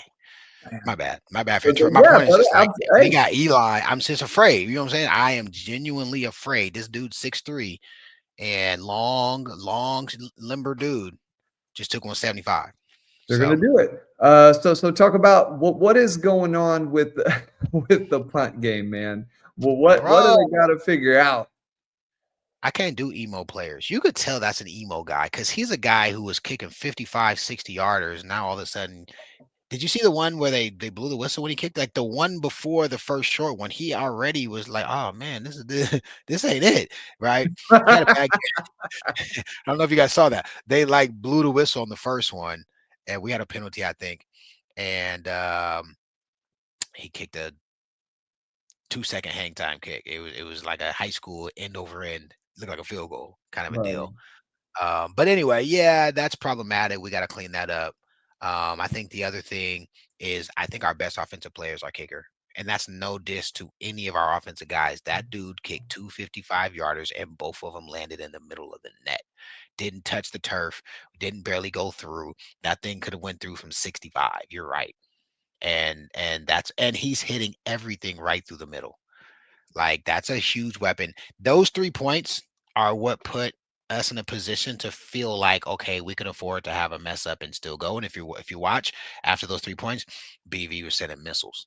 Yeah. Every play, missiles. Things Pew, again. pew, 5 coming, pew, pew, 6 coming, pew, pew, and right the backwards plays started to amount. So great. Satania did a great job fielding punts. Obviously he didn't. I think he had one decent return. Um, Kickoffs were through the end zone. I think that's a big deal. Kickoff return, not a very big aspect of the game. Punt, punter was terrible. And Mateer's pooch, man, got to give it up to that. That was really good, very impressive. Guys got By down the way, there. that was Elijah Thomas. Did you see how big he looked? That's why I brought him up. Mhm. He's the guy who caught it on the one. And college football guys, you just need to fully possess the ball before you go in the end zone. That's why he catches it feet down, shows the ref, and then he steps into the end zone. So long as you have full possession in the field of play, you're good. Um, yeah. We got D-Mac, to get the what's the best? Because you were a gunner, right? At different times. sure. What was the best punt down? What do you remember from college? The best downed punt that you had? Did you ever have one that was like right at the one, or something where you saved the ball going You in? know what? I was a gunner in '99. Mm-hmm. And no, I never had any of those really cool ones. But in 2000 and 2001, I became a part of the punt protection team. Again, remember our first year? I told you, I forget if it was Mike Thompson, somebody kept getting beat, and BV was like, "Damn, I need somebody who can punt and who can be in punt protection." I was like, "Coach, I could do it." 192 pounds or 189 pounds, whatever I was. And so I went from a gunner on the outside to the actual punt protect team. I was Right. the wing on me, Roy, JT, and I was the wing. Roy was a tackle, JT was the guard, and then Paints was the snapper. Yep. So I had to like be spread out and make sure there weren't any lanes. I Right. didn't do any of the gunner stuff after my freshman year. Man. So let's move on. Let's close this thing out. Gorilla Nuts player of the game. Guys, for all of you who listen to the show, wasn't the player who had the best game, but we're talking moments. And let's go defense first. DMAC. Your Gorilla Nuts player of the game. I'm gonna give you the floor on this one. Tell us who you got today. Yeah, I think it's a pretty easy one for me. He made a lot of key plays when the game was still in the balance. He was a guy that I think Sellers could sense and feel because I think he could equal his girth and athleticism. For me, it's none other than Kendall Daniels. He looked healthy. I was told a few weeks back. Remember, I was like, "What's wrong with him?" He kind of remember he was kind of leaving some air and giving some space. He had a injury, his I remember, heel or his foot yeah, or he'd something. had an Achilles calf thing Yeah, going something. all season. Yeah. Yep, and so I think he's starting to heal up. He looked really good today, really clean today, tackled well today. He's a guy that I think he's our best backer. I think you put him and Kip together and have McKenzie be kind of like to me, the rotation should be Kendall and Kip, and then McKenzie just backs up whoever. He's going to get starter reps because one of the two is going to be tired any given play. To me, that just makes Mhm. too much sense. Too And much. then Heineke and Sammy O are the twos, which means maybe they get a possession per quarter, but they're like the dogs of special teams. That's how we used to do it. I remember Clint Ingram, Rufus Alexander, those guys had to wait because El Mitch and Teddy and the rest of the crew were the starters. We're not taking Teddy and El Mitch out to put Clint Ingram and Rufus in as you know what I'm saying? Yeah. Redshirt freshman. Hell no, right? Those guys, if you go back and watch Russell Dennison and Clint Ingram the OGs know what I'm talking about. Clint Ingram and Russell Dennison used to kill people. Lewis Baker killed people on special teams. And then they kind of stepped into that alpha position. Kendall could play Mike. Kip could play Will. Powers could play Cheetah, and you wouldn't lose anything, and it would be even better. And then you've got the depth of McKenzie getting starter minutes because he plays the swing man between the two. And if you need to go three Mhm. true backers, all three at the same time, to me that makes way more sense. And Heineke and Samuel are guys who are depth, special teams, on the block to be next. Because those true twos they have now, 47 and 17, they got some growth. I'm not gonna say nothing negative, but they got growth to do. Sure. For Those sure. guys need to improve. Body wise, talent wise, awesome stuff, man. I'm gonna go a guy who I thought impacted the game, the whole game. Stat wise, wasn't his best stat line he's ever had, but he continues to be such an impact player. And in moments where you need pressures, and in situations where their secondary has struggled, so you better have a player like this. And I don't even know if he's been maybe one game he was Gorilla Nuts, but I'm going with RMT, man. He has been Oh yeah. so steady and so good that the left tackle, just that was his sole responsibility. He could think of nothing else. And OU, it has been a long time, and every great defense has a guy like this where you line a player up against somebody and they just try to go win every time. Well, when they put anybody else in there, DMAC, it is a significant, I want to say, yeah, it is a significant drop in just the pressure that you are going to have to deal with on that side of the defense. But what RMT does will translate to the NFL level. Not only is he good as a pass rusher, he is good. I think he's the one who stopped one of the 4th and shorts from the defensive end position. Now it was Jaden Jackson who's getting doubled and reaches a hand out there, grabs jersey enough for the guy to have his momentum stop. But RMT comes in, cleans the play up. And but Jaden Jackson could be really any one of those defensive line guys. I want to also show love because I did a video on X to Grayson Halton. He had phenomenal game. He has I think he has, if it's not the best, it's one of the best get-offs on the defensive line. He is so explosive. There is going to be an NFL team see that from a guy who can put his hand in the dirt and get off the line of scrimmage that fast. The NFL is going to love him, and he is going to test so well, right? But when he was recruited, he was a development guy. He was a player who was going to need 2-3 years. OU played him early, but he was not the guy, the 315-pound, just athletic stud that they have right now. Moving over to the offensive side of the ball, DMAC. Offensively, let's see, I think you can go one or two ways. I think Sandell had a big impact, but I'm not going to go that route. I am actually going to go, and I know he had a drop. So this is a little controversial, but when OU needed a first down, when OU needed a guy to get a catch, they needed the score to help kind of seal the deal and close the game on the Fox play, as you called it. Satania has been the guy all year, and he was the guy today. He makes players miss in the open field, and he not only does he get the award, he's a player who plays with gorilla nuts. There is a fearlessness about the way he plays that you just love. And Sooner fans, you don't see a lot of disrespect or negativity coming his way unless he drops a ball, which if he figures that out, man, you're talking about the best receiver on this team going down the stretch. And we heard all in fall camp that he was a guy who made people miss and he got open. But gorilla nuts player of the game for me, Isaiah Satania. Who do you got, D-Mac? It's got to be Sandell for me. You take Satania, then only leave Sandell. Blaylock's honorable mention. I think the front four is an honorable mention on defense. When you have a kicker who 40, 45, 50, 55 yards can turn games from 1-possession games to 2-possession games, I'm just telling you, that's a huge arrow, you know what I'm saying, to have available to you to shoot somebody on the bullseye when you need to. I can't remember the last time we had a kicker this good. We had a kicker. Remember the guy who was on? He was so good. He had commercials and all kinds of stuff, and then he missed one and he crumbled. Who remembers that guy? Burkich. Gabe Burkich. Was that his name? Buddy had commercials. Like, how is Buddy getting commercials? Say less. I liked it. I liked it a lot. But I think, yeah, man, you've got a kicker who you get inside the 40.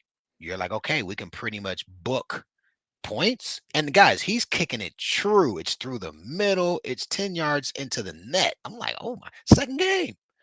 So away game, big deal. Obviously he's showing us he can be clutch enough. We'll see if there's ever a game where he's, game's on the line and he's got to make it how he performs. But I feel better about him than I have at kicker in probably 15 years. I think Burkich is I don't know if he's Baker or if he's Landry or whatever era that guy was in. He was money for us for a long time, and then he missed one, and all of a sudden he couldn't make a kick. I don't even think he got a cup of coffee in the NFL because of that. Sanders does a great job. Shout out to both of the puppy running backs. I think both of those guys are making it clear, right, that they are the cream of the crop thus far. And yeah, I'm gonna leave it at that. I was gonna say something about the O-line, but they've got to improve. Yeah, they do, but a kicker, man, just to have a weapon like that, and you touched on it, it changed the game when the OU went up 17-7. It allowed BV to cut loose. And from a turnover perspective, right? You talk about just what you're pressuring the offense to do. You're forcing their hand. And now you put Sellers in a position where he's got to press. They've got to go for it on fourth down. They've got to do stuff different. They got to make sure they don't get off the field. So it completely changes the game.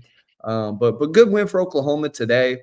It really sets up now to where you've got here. Let me ask you this, and I think the fan sentiment is going to be different than yours because I know the don't pick losses.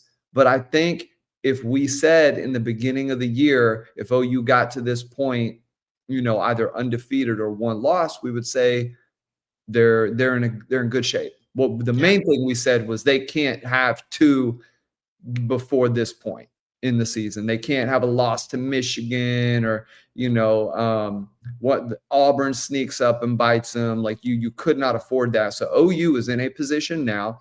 I believe they were 14 or 12 coming into today. I think 14. So you're from a playoff standpoint, it's still interesting football. All you do now for the rest of the way is just win the games. If you win the games, you're going to be in the mix. And I think as DMAC has put it, that this team, there's no reason why you can't grade them on championship caliber, because every team in college football right now has its issues. Every team has its warts. That there's no team that is just excelling top to bottom in every single phase of the game, like Georgia a few years ago, like the Alabama teams of old, like LSU or some. There's no team that has that because of the way college football is at this point. So DMAC, just your thoughts on that, and then closing thoughts as we wrap up this Saturday. Good win. We've got a lot of work to do.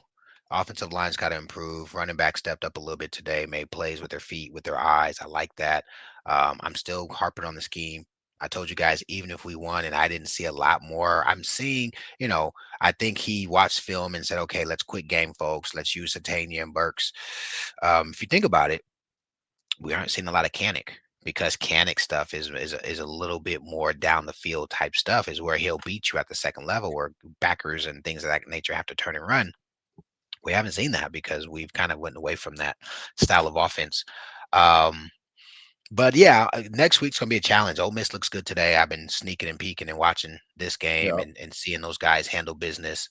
It looks like Michigan got the dub. The more I'm a big Michigan fan this year now that we beat them. So the more the wins they get, the more it helps our schedule. But you're right. The Michigan game is inconsequential now. It's good because we didn't take an L. Yeah. But our schedule is the toughest in America, which means if we win all 5 games by 1 point, we're the number 1 team in America. 100%. Yeah. If we win all those games, we're the number 1 team in America. No one will have played a schedule close to that and been able to be successful. But we've got some games coming down the pipe that are going to be hard pressed to be competitive. We've got to bring our best.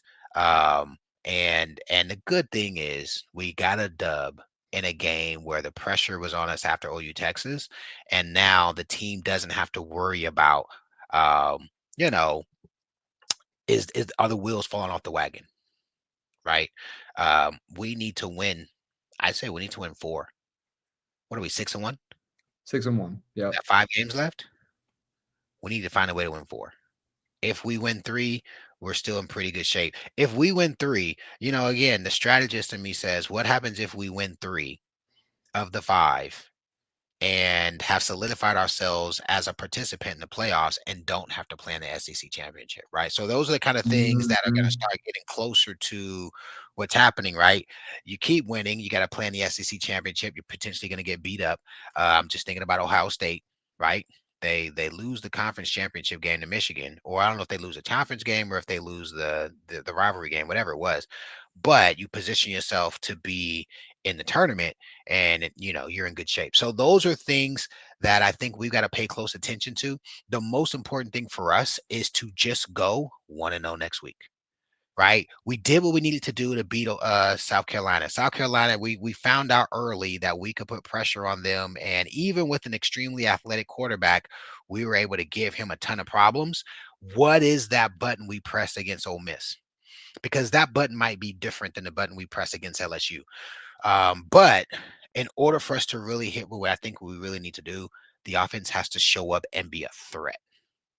We score a touchdown on it's not a trick play. Fox is not a trick play, but we score a touchdown on a play, and then we score 2 early touchdowns before they make an adjustment. When they made an adjustment, they pretty much shut us down after that.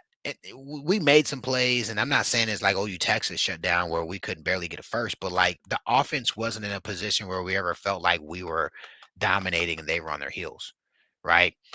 Coach drew up a nice play and we scored on the Fox screen and go type situation. Our running backs were I think Blaylock had 82 yards at the half. He ended up with 101. So that tells you what happened the second half of the game. He barely got another 21 yards, right? Or 19 yards, whatever it is. Mm-hmm. The offense itself has to be able to manipulate and or just initiate more points. The other thing is I'm looking forward to doing some locker room stuff. I just bought, so I didn't do it in time for this, but I just bought some updated potting equipment. Uh, Okay. yeah, I think I got a 2-in-1 with a pen that works now, so I can do some whiteboard stuff. I'm gonna figure out how to have the game up so we can do. A lot of people have been reaching out saying they want to see the chalk talk. They want to see the game analysis with the actual visuals up so people can see them. And so I am going to practice my hardest this week. My aim is to do like 5 plays. And thematically going back to the plays that Bob talked about, games are every play matters, but there's generally 4 to 6 plays that are going to decide the winner and the loser of the game in an evenly matched game. So I'm gonna try my best to be competent. Guys, don't make fun of me. But I also easily, assuming my new setup works, I will absolutely chalk stuff up. And what I'll try to do is chalk it up and then like tell you the timestamp, or hopefully if I can pull up the timestamp for you guys to see that. So probably call it D-Max Locker Room or Chalk Talk with Mac, whatever it is. I don't know. I need to do holler got at Andrew and see what Gabe and Teddy use, because Gabe and Teddy kind of went back and forth on some of the things that they were using. I need to talk. So OU, I know the field spotter for OU, and I know he's kind of in their ear. I wonder if he could tell us what they're using, because it's now a very good app, however they're using it, or if anybody in the comments knows, like, it's actually the technical stuff that is always kind of the drawback on those things, like, and trying to just make it where it's clean and you're not having to like correct things or mess things up. So that'll be interesting. That's super cool though. But yeah, I figure it out how to get her done. My man Dan said he's out. Peace out, Dan. Have a great Saturday. We're not reliving glory days. We're talking about how to contribute and create more content and value for our listeners. But if you got to roll, peace out, dog. It's all good. We're not mad at you if you bounce. Yeah. So anyway, stay tuned. Figuring that thing out. Hopefully we get her done.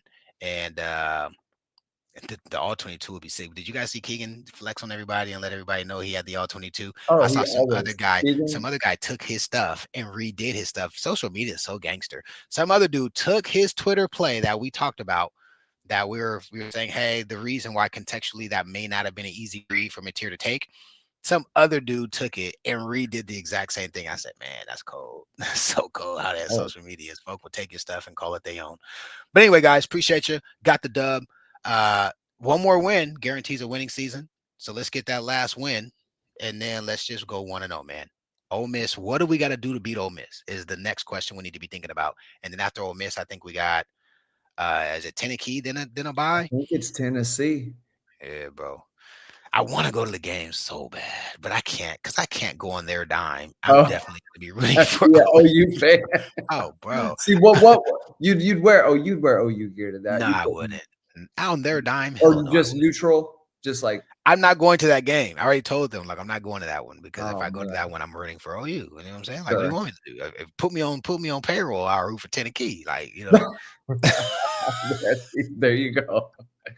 Easy, Don't man. mind me. I can't. I got a business to run. One more year, guys, and then I do feel like I will be back in coaching in some capacity. Okay, let's get you heard it here first, Sooner Nation. There you go, heard it here first. But man, as always, want to thank everybody for hopping on. Absolutely love all the feedback, love the comments. Glad to give you guys the dope post game show here today, early and often. So, want to thank everybody for the support, sharing the show. If you're on here right now, hit the like button. subscribe, share, do all those wonderful things that help spread the word and expand the show. And go over to OU Insider, man. Get yourself a membership. The best site going for recruiting news and information. Parker and Brandon do the Lord's work on tracking down recruits, commitments, all of the stuff there, while still giving their takes and talking about what's going on in the football season. So big time stuff. And if you're in Tulsa, man, 61st Memorial, come check out the gym. I'm up there. We're pretty much open, official open November 1st, but we're rocking and rolling now. So if you're in the area, come holler. Sooner Nation, as always, thank you for watching. We will see you soon.